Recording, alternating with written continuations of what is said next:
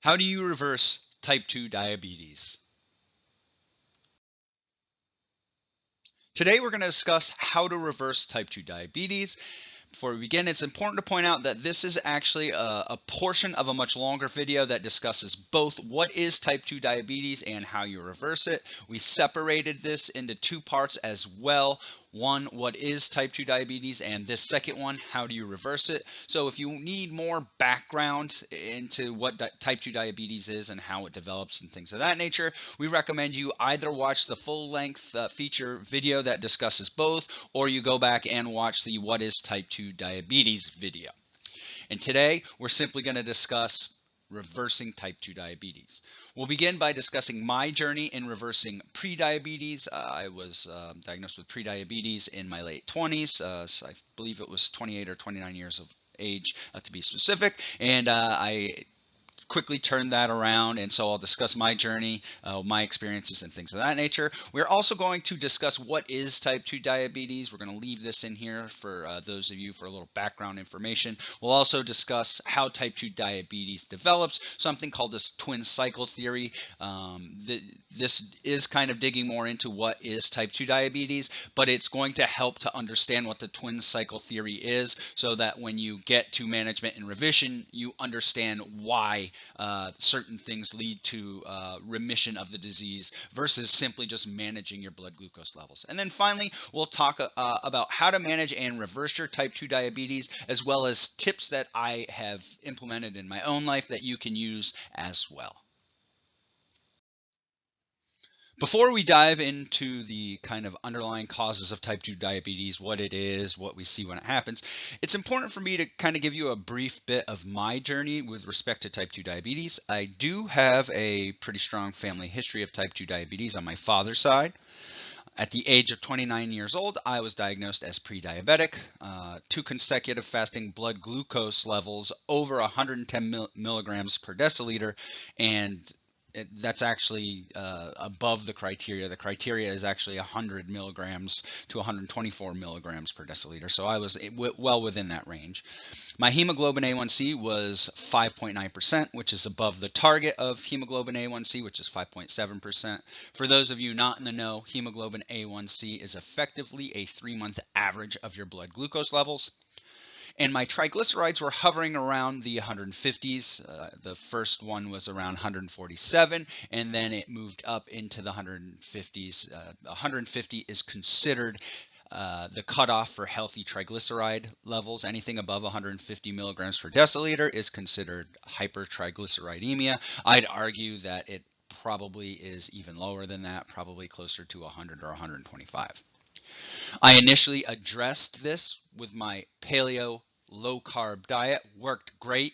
I lost weight, went from 230 pounds to 190 pounds in, I don't know, I'd say about 6 to 9 months. This managed my blood glucose very well. My hemoglobin A1C turned around. However, kind of deep within this journey, I decided to kind of see what would happen if I gave myself an oral glucose tolerance test, which is effectively just consuming 75 grams of a glucose drink and measuring your blood glucose levels every 30 minutes for 2 hours to see how I responded to this glycemic load. I failed it miserably multiple times. I tried it with many of the foods that I like to eat, and every time I ate these kind of foods that weren't necessarily low carb, my blood glucose levels spiked. So I could tell that something was going on here, that while I was managing my blood glucose levels very well, I really wouldn't consider this reversal of type 2 diabetes because I was still not tolerating carbohydrates very well. And there is a reason for this that we're going to go into in deeper discussion later on in the video. So the low carb paleo diet worked well for me, but I did notice based on this oral glucose tolerance test that when I was consuming carbs, my blood glucose levels were going way out of range. And so what would happen is, every 3 months I would measure my hemoglobin A1C levels, and some months it was very, very good, and some months it was not very good. And this obviously lined up with me consuming more carbohydrates during certain periods of the year. Generally speaking, I would guess that this was, mostly a factor of me kind of jumping into the carbs during, the holidays, Christmas, and at the beginning of the summer as well. And so I wasn't really interested in simply avoiding carbohydrates to keep my blood glucose levels better.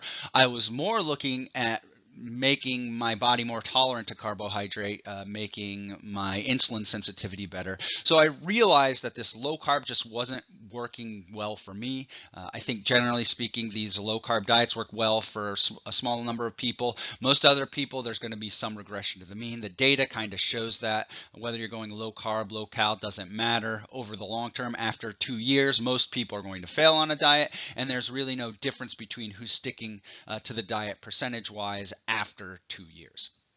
So I decided I had to find a dietary pattern that worked better for me, and this dietary pattern included carbohydrate, which up until this point I was under the impression that the best way to do it was with a low-carb diet, but there's quite a bit of evidence piling up, discussions in low-carb communities that when you go low carb for prolonged periods of time, you induced a state of insulin resistance, which they termed physiological insulin resistance, and that it's actually just the way the body responds to a low carbohydrate diet.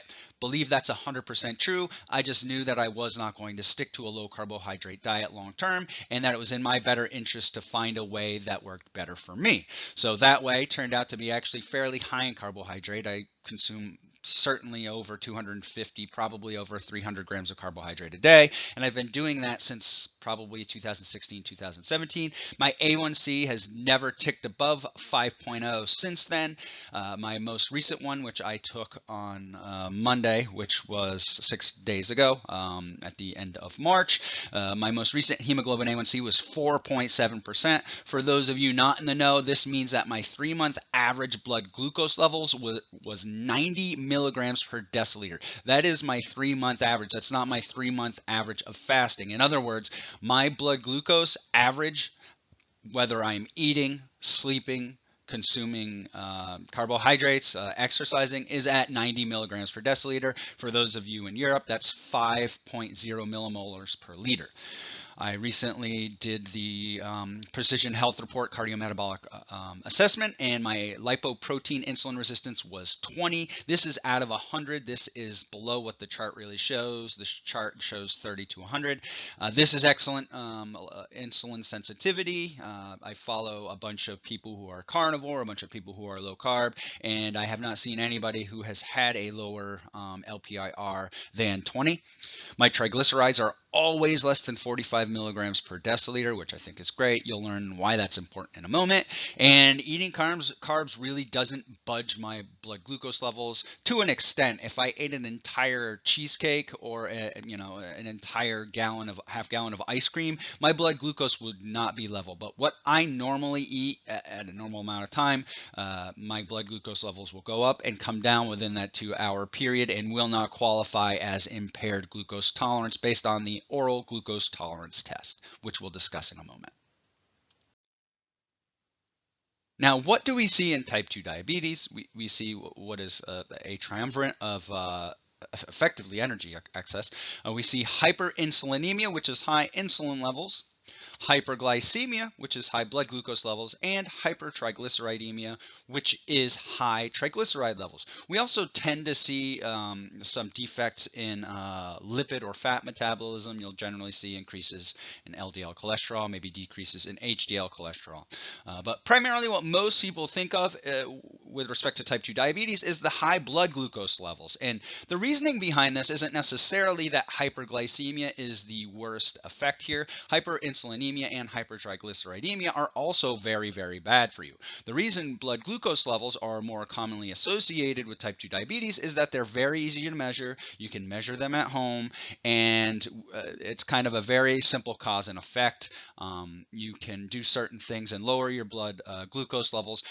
Things like insulin and triglycerides are simply not measured at home. It's harder to measure them. You have to send it out to a lab, and most efforts are put towards measuring blood glucose levels. But that does not mean that having regular blood glucose levels isn't necessarily good. Having regular blood glucose levels with high insulin and high triglycerides is bad as well. You can't just kind of, you don't really just want to kind of game the system by lowering your blood glucose levels. You want all three of these things to come down. In type 2 diabetes, the patient does make insulin. They're insulin independent. They don't need to take insulin, at least at the very beginning of the disease. But what happens is receptors on the cells of the insulin sensitive tissues decrease it. And this makes those cells insulin resistant. So going back to our model before, what happens is blood glucose levels increase. The pancreas notices that these blood glucose levels increase, so it secretes insulin, and this insulin circulates, but it does not cause the muscle, the fat, or the liver to take in more glucose. So blood glucose levels stay high. The pancreas notices this, increases insulin even more, and so you have high insulin levels above what is physiologically normal. What's interesting about this as well is that these cells that are secreting the insulin are called beta cells, but the cells that secrete glucagon by the pancreas are called alpha cells. And what happens is these also become insulin resistant.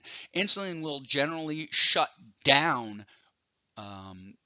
glucagon release, but what happens when these alpha cells become insulin resistant is that we are getting too much glucagon at the same time. So in addition to your cells not listening to insulin and glucose circulating more, we have high glucagon levels as well, which are telling the liver to dump glucose into the blood to raise blood glucose levels. So in addition to your cells not pulling glucose out, you have the pancreas telling the liver to make more glucose to dump into the blood because glucagon levels are high as well. Now, type 2 diabetes, there are some factors that kind of increase our risk for it. The older we get, generally speaking, we become more insulin resistant and our risk of type 2 diabetes goes up. There are genes related to type 2 diabetes. The problem is most people have these genes. They're often referred to as thrifty genes, and the belief is that we evolved to have these thrifty genes. Ethnicity, non-whites are generally, at least African Americans and Latinos, are generally at an increased risk. And lifestyle is one of the primary, if not the primary driver of the disease. And what we're looking at through this whole thing is excess energy availability compared to energy need as the key driver. In other words, you're consuming more energy than you need, and what's happening is you're taking this energy and shunning it into fat cells, and over time you meet a certain threshold which causes you to deposit fat in places where it's not supposed to be. This idea that chronic overfeeding, as well as other factors driving fat accumulation to the point of exceeding our ability to store excess energy as body fat and dumping it into the liver and pancreas, is known as the twin cycle hypothesis of type 2 diabetes, and these results have been reproduced over and over again. Evidence has shown that when you reduce fat in the liver and the pancreas, that you get restoration of normal blood glucose control. This has all been shown multiple times over and over again. So this is the predominant theory of how type 2 diabetes develops. And the way it works is that a chronic positive calorie balance, meaning you're not simply just eating too many calories in a single day, but chronically doing it over and over and over again, coupled with pre-existing muscle insulin resistance, causing us to take excess energy stored into our body fat. We then eventually meet what is a personal fat threshold. We can only put so much body fat on, and this is genetically predetermined, which explains why you can have lean people with type 2 diabetes as well as morbidly obese people with it as well. So you meet this personal fat threshold. The energy has to go somewhere, so we initially begin dumping it into the liver. Now, before we move on, it's important to point out that there are some acute things that we can do that can reverse pre-existing muscle insulin resistance. For example, sleep deprivation drives muscle insulin resistance. So if we can get better sleep, we can kind of work on that avenue, as well as being more physically active. We'll discuss that, but generally speaking, the more sedentary you are, the more insulin resistant your muscles will be. So you're just going to kind of dump excess energy into the body fat stores until you meet your genetically predetermined personal fat threshold. Then the excess energy is going to circulate and get deposited into the liver. When this happens, we get something that's very similar to what happens in body fat stores. With body fat stores, as they fill up more and more, they begin to be infiltrated by immune cells. These immune cells induce inflammation. You get all these inflammatory cytokines, and that can induce tissue insulin resistance. Same thing happens into the liver. The liver is now resistant to the effects of insulin. Insulin tells the liver to stop dumping glucose into the blood. On top of that, you get increased glucagon release, which is telling the liver to put out more blood glucose. As a result of this, the pancreas senses this high blood glucose levels and pumps out more insulin. And this kind of cycles through until we've, begun pumping in too much fat into the liver. This excess energy then makes its way into the pancreas. We begin depositing fat into the pancreas, and in the same way that this excess fat impairs liver regulation of blood glucose, it does the same thing to the pancreas. So initially what we're going to see are cells in the pancreas becoming more insulin resistant. That includes the alpha cells that secrete glucagon. So the pancreas, in addition to pumping out too much insulin, is pumping out too much glucagon. Now that the liver is insulin resistant, this kind of insulin resistance, the liver not listening to insulin, causes the liver to dump glucose into the blood. At the same time, glucagon is telling the liver to put glucose out into the blood. We elevate blood glucose levels further. And it's just really interesting that these alpha cells, at this point, the ones pumping out glucagon, are insulin resistant as well.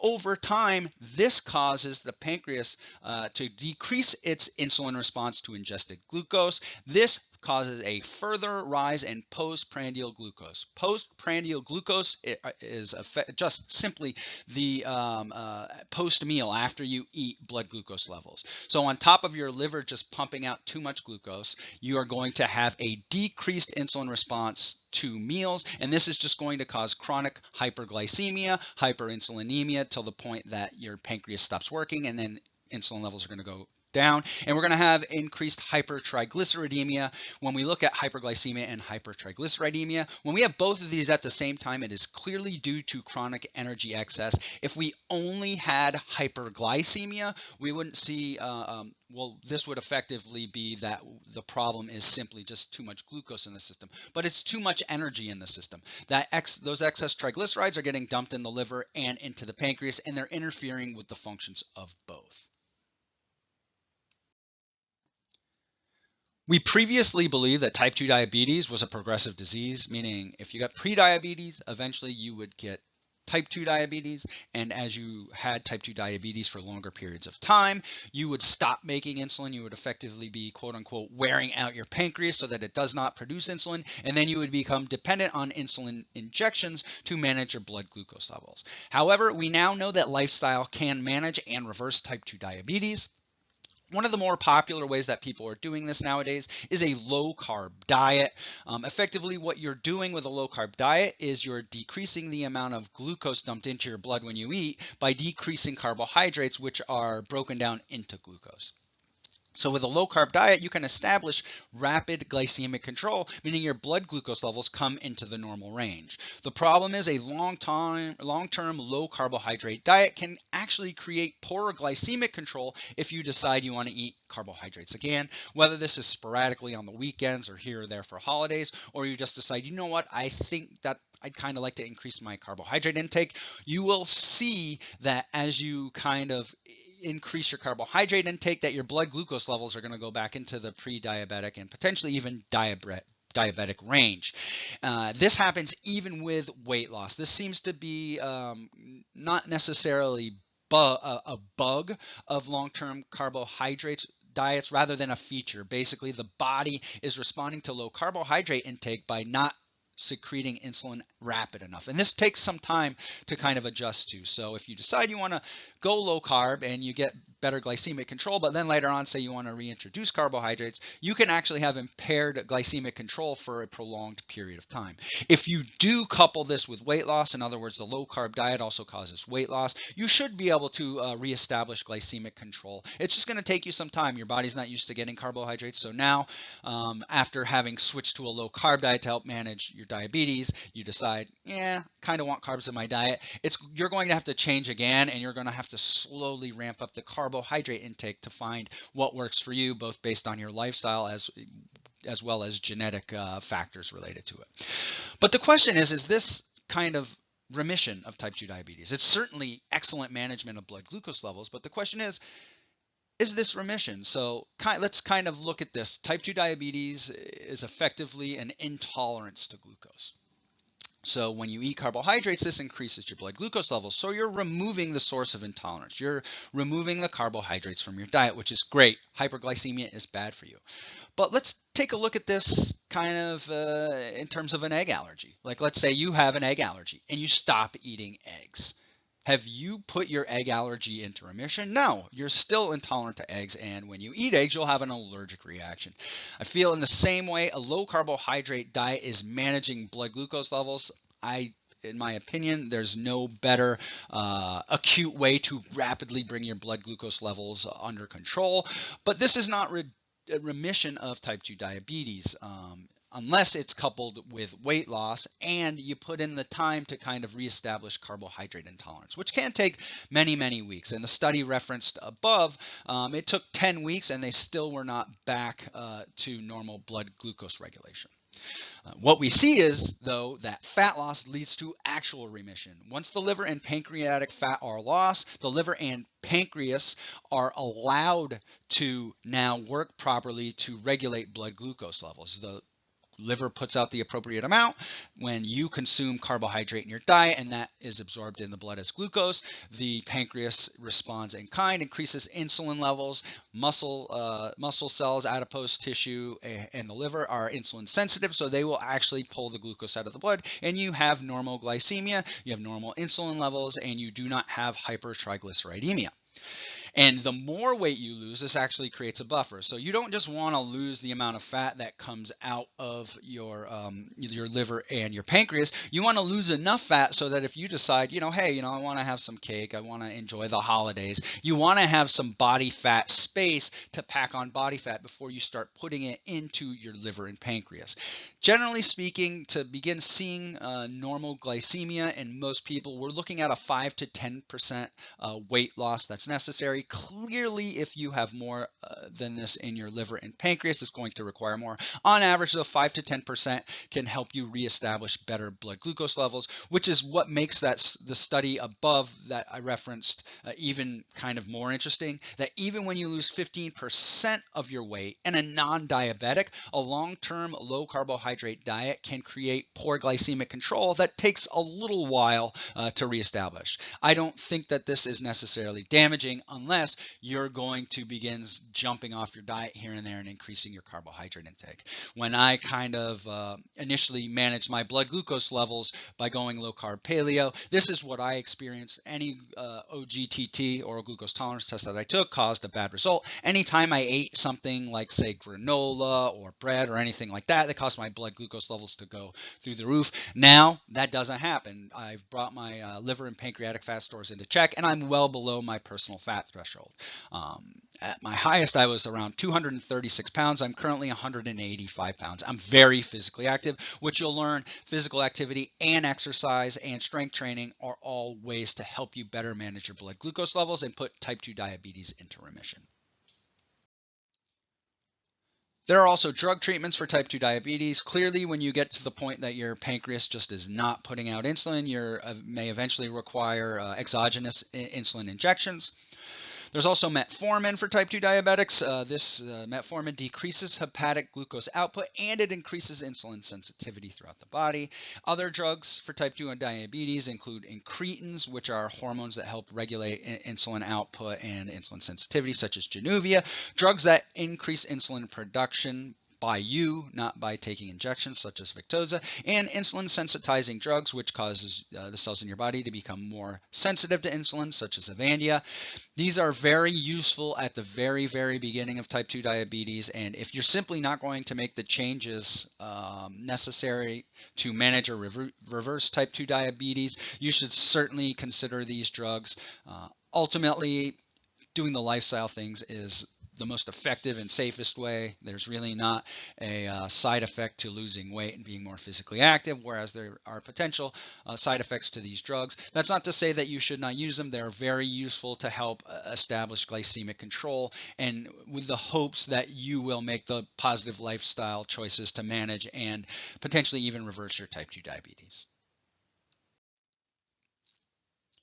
Let's assume you've gone to the doctor, whether you've gone to the doctor before and he's told you you're pre-diabetic and now you're type 2 diabetic, or this is the first time you've been to the doctor in a long time and they say, hey, you got pre-diabetes, or they say type 2 diabetes. The first step is managing your type 2 diabetes. This is stage one. The first thing, you want to get your blood glucose under control, your high triglycerides under control, your high insulin under control. One of the first things you could do that you're actually going to feel better is to improve your sleep and circadian rhythms. Poor sleep impairs insulin sensitivity. Things like picking a bedtime and sticking to it, going to bed and waking up at the same time, being physically active through the day, things of that nature can all help improve your sleep, not being exposed to light at night, getting more light exposure during the day. You really want to improve your sleep. This is more of an acute effect, but this, once you establish good sleep, you will see improvements in insulin sensitivity. This can help manage your symptoms of type 2 diabetes. Increasing your physical activity. Now, it's important to point out physical activity is not the same as exercise. Exercise is important too. With physical activity, we're talking about going for walks and things of that nature, not being in a seated position and doing nothing. You want to get up, move around. Increasing your physical activity will cause your muscles to use more glucose. This will cause your liver storage of glucose to go down, your muscle storage of glucose to go down. That way, when you consume carbohydrates, there's space for them to go in the liver, muscle, and adipose tissue. Taking a walk 30 minutes after meals, a 15 to 20 minute walk after meals can help pull your postprandial or post-meal blood glucose levels down. So eat, wait 30 minutes, go for a 20-minute walk after each meal. Strength training is also important. When we strength train, we increase the amount of glucose that our muscles can store as glycogen. In addition to, when you're using those muscles, you're burning the glucose that's stored as glycogen that is in there.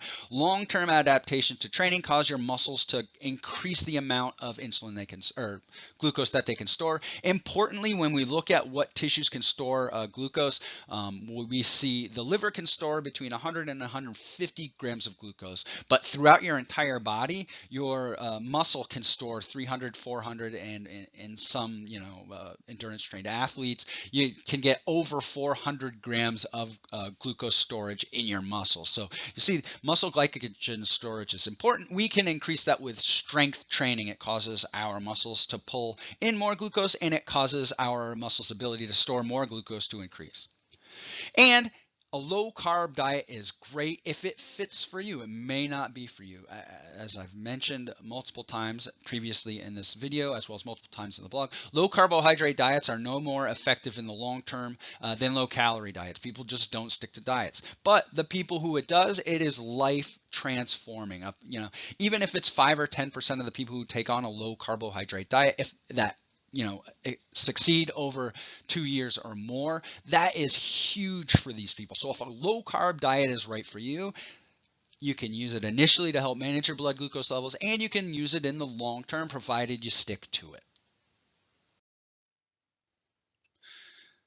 Now we can move on to the main event. You've increased your physical activity, you've undertaken exercise, you're strength training, you're getting good sleep.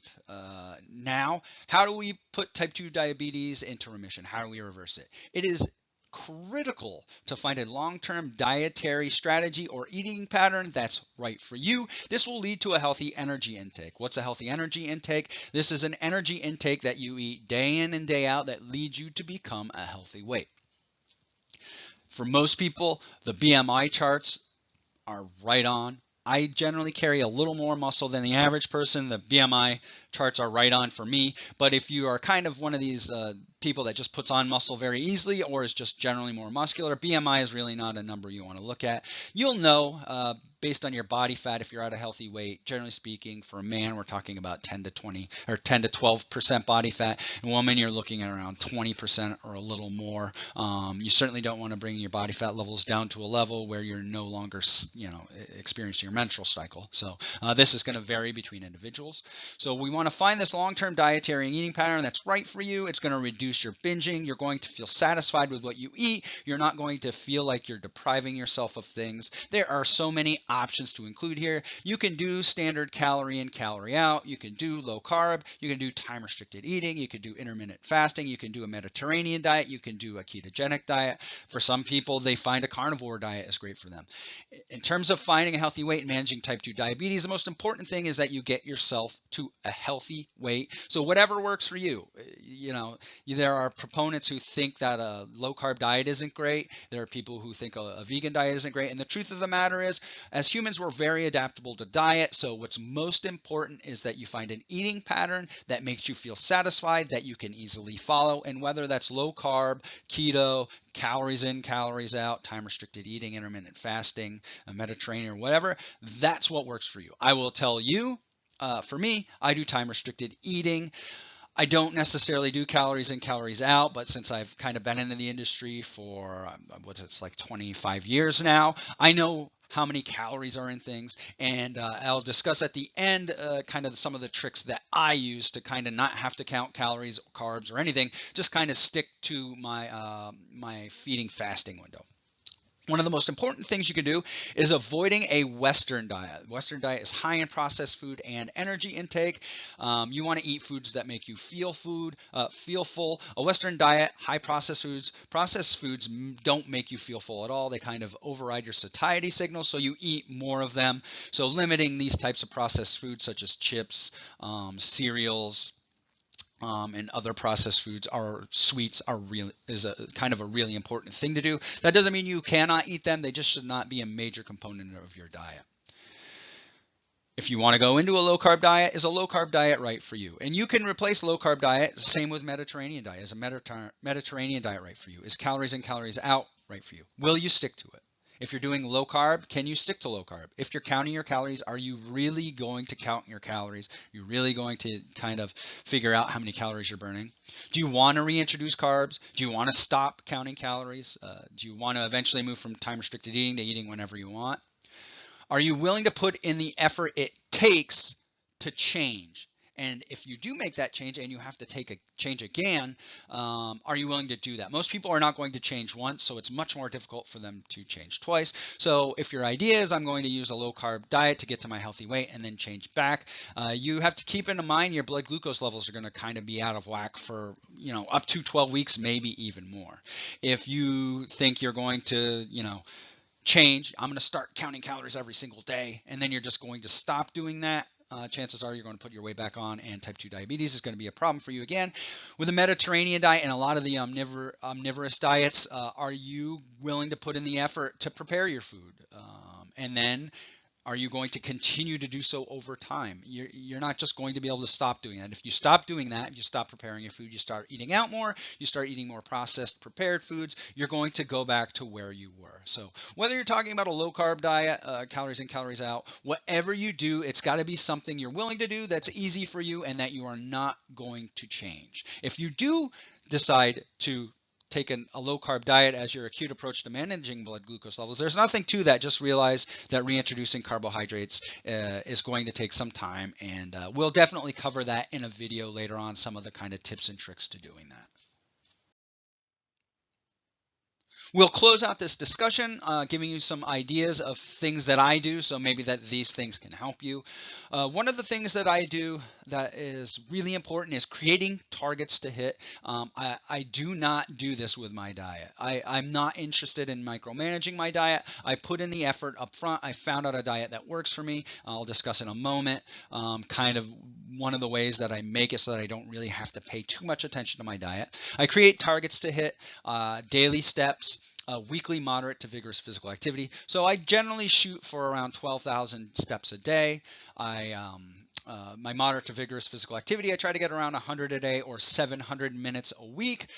This is based on the activity minutes on the Fitbit, which may be different from other things. Ultimately, what I'm trying to do is I'm trying to get 60 minutes of moderate to vigorous physical activity every single day. And kind of the way that the Fitbit does that target seems to be about 100 active minutes. Strength train 4 times a week minimum. I stick to this. You don't have to necessarily pick 4 times a week. I like 4 times a week because I do believe that it makes me feel better. I also believe that it kind of increases the amount of glycogen storage so that I can eat more carbohydrate. It also empties out my glycogen storage so that there's space. I have a rigid sleep-wake schedule. I go to bed at 10 p.m. and wake up at 6 p.m. I do not change this weekly. Maybe once or twice a month I will stay up until 10:30, and I don't really ever sleep in. But this is basically, you're talking about 28 to 29 out of the 31 days a month. I'm sticking to the same sleep-wake schedule, and I have a daily feeding window of 7 a.m. to 7 p.m. There is some wiggle room with this for me. At 7 a.m. I'm actually not eating. I consider drinking coffee as breaking my fast because it's going into my gut. I'm more focused with my time-restricted eating on improving gut health. So at 7 a.m. I'm drinking coffee, and around 9:30 a.m. I'm drinking breakfast. So there is a little bit of wiggle room in this, but generally speaking, I do not eat after 7 p.m. And it's important to point out that these targets are hard targets. I absolutely have very little wiggle room. That 7 p.m. end of my daily feeding window is only under situations where I'm celebrating somebody's birthday or we're going out to eat. Again, that does not happen often. It might happen quarterly. It rarely happens once or twice a month. Determining thresholds for ramping up your efforts. There is an argument out there, should people weigh themselves every day? I do weigh myself at least 4 or 5 times a week. I have a threshold that once I exceed, I ramp up my efforts. I increase my physical activity. I cut back on foods. For example, if I'm snacking here or there, adding extra foods into my diet. So I have a max weight of 190 pounds, and when I start ticking up above that, I start ramping up my efforts. I want my weight to be between 180 and 185, and if I let it go over 190, that just becomes much more difficult for me to manage.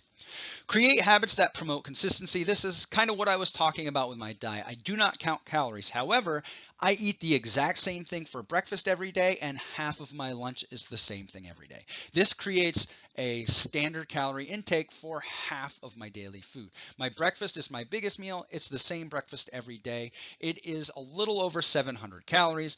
The half of my lunch is always a salad. And while some of the components do change, pretty much only the protein, it does create effectively the same number of calories every day.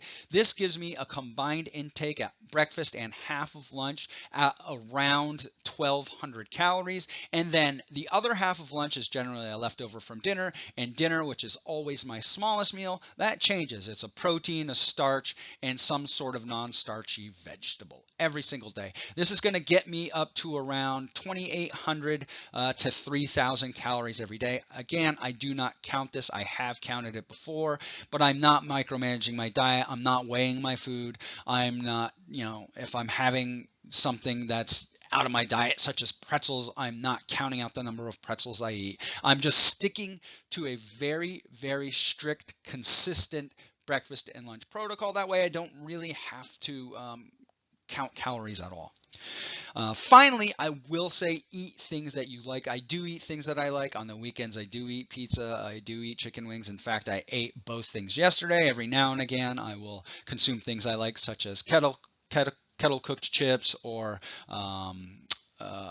ice cream, or things that you would consider these processed foods in a Western diet. They're just rare. I don't eat them every day. I eat them a couple times a week, and I don't take a cheat day. I don't say, okay, I can eat whatever I want from Friday after work until Sunday. I simply don't do that. That creates too much chaos. There's way too much variability there. I just allow myself to eat the things that I like. And generally speaking, when you create consistent habits, you'll generally tend to stick to those habits. So, having these habitual foods that I intake all throughout the week kind of creates patterns over a long period of time where I don't feel like I need to sit down and eat an entire pizza or cheesecake. So these are the things I do. These may or may not work for you. I hope they helped you. I hope you enjoyed this presentation. And I also hope that this gives you a greater understanding of what type 2 diabetes is, how you can manage it better, and how you can reverse it. Thank you very much for listening in. Take care.